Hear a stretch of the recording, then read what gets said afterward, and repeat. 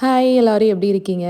Final match இன்னைக்கு ஒன்று இருந்தது. முடிச்சுட்டாங்க. ஸோ அவங்க டீம் வின் பண்ணிருச்சு டோர்னமெண்ட்ல. அதான் ஒரே சந்தோஷம் அவனுக்கு. போன தடவை எல்லா மேட்சுமே தோத்துட்டாங்கன்னு ரொம்ப கவலையா இருந்தான். பரவாயில்லடா அடுத்த தடவை பார்த்துக்கலாம் அப்படின்னு சொல்லியிருந்தோம். You've been a great goalie this season. I want you to continue with your goal work.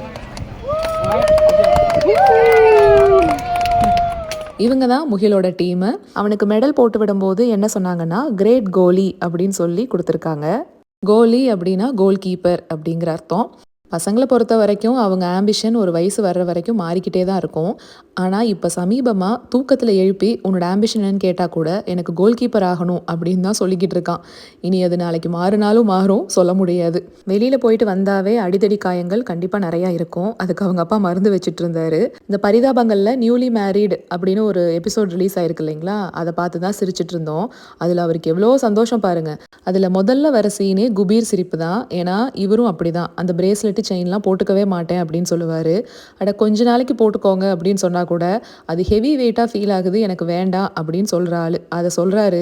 பாத்தியா, நான் மட்டும் இல்லை, எல்லா ஜென்ஸுக்குமே அதே ப்ராப்ளம் தான், அப்போ நான் மட்டும் வித்தியாசமாக இல்லை அப்படின்னு சொல்லி அவருக்கு ஒரு ஆனந்தம். அந்த ஹஸ்பண்ட் அண்ட் ஒய்ஃப் பரிதாபங்கள் இந்த மாதிரி அது ரிலேட்டடாக ஏதாவது வந்துருச்சுனாவே அவரை கையிலேயே பிடிக்க முடியாது. ஆனால் இன்னைக்கு ஒரு அளவோடு நிப்பாட்டிட்டாரு கலாய்க்கிறத. ஏன்னா பின்னாடி பிரியாணியும் சிக்கன் 65 ரெடி ஆகிட்டு இருந்துச்சு. லஞ்ச் சமயத்தில் தேவையில்லாமல் வாயை கொடுத்து நம்ம ஏண்டா வாங்கி கட்டிக்கணும் அப்படின்னு அமைதியாக போயிட்டாரு. இன்னைக்கு முகிலுக்கு பிடிச்ச லஞ்சுங்க. அவன் சொல்லிட்டு போயிருந்தான், எப்படியும் நாங்கள் வின் பண்ணிடுவோமா, என்னோட ஃபேவரட்டெல்லாம் செஞ்சு வச்சுருக்கணும் அப்படின்னு. அதனால சிக்கன் பிரியாணி, சிக்கன் 65, தண்ணி குழம்பு வச்சுருந்தேன். ஃப்ரெண்டுக்குமே கொஞ்சம் பேக் பண்ணி கொடுத்துட்டு நாங்களும் லஞ்செல்லாம் சாப்பிட்டு முடிச்சிட்டோம்.